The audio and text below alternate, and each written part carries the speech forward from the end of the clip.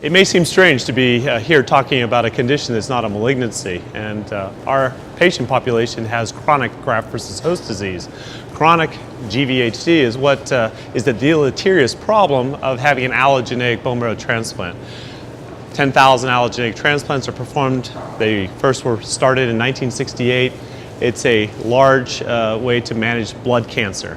And unfortunately, 50% of people end up with an ongoing problem where the donor's immune system is not only curing the cancer, but also damaging the patient's own healthy tissues, the skin, the gut, the liver. And that ongoing problem often requires steroids and corticosteroid treatment that can go on for years. So the problem of chronic GvHD is also a problem of patients who are on steroids, and they have a special problem that's called steroid refractory, steroid dependent chronic GvHD. It's a big problem. Half the patients have it. If you were one of these patients, you would be desperate for a new therapy. There are no approved therapies, and it's a very comorbid condition. So our study is addressing that patient population, 42 patients receiving a medication called ibrutinib.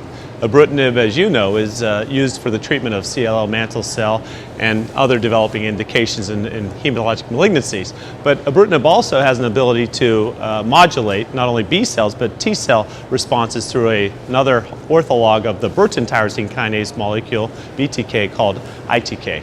And it's this preclinical data that showed that ITK inhibition benefited animal models with chronic GvHD.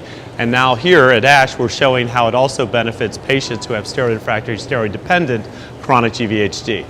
This is exciting. These are good responses. These are very promising responses. Overall, 42 patients received 420 milligrams of ibrutinib daily. The dosing was from a phase 1 and extended into a phase 2 study and well tolerated. The patient's overall response rate, considering all 42 patients, was 67%. And in those with response, 72% of those patients had continued responses beyond 5 months. So it's a high response rate. It's a durable response rate. There were adverse events. Serious adverse events occurred in 52% of the patients.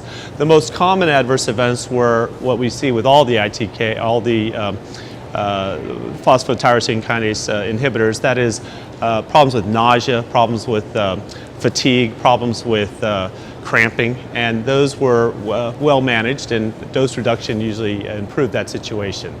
So again, these are effective therapies, and we are very excited that the earlier reports of this study, this is the mature data, but those earlier reports got the FDA's attention, and there's a now breakthrough therapy that was given to this drug for the indication of steroid refractory, steroid dependent, and the final analysis of what we're presenting tomorrow morning will be what the FDA is considering for that breakthrough status indication.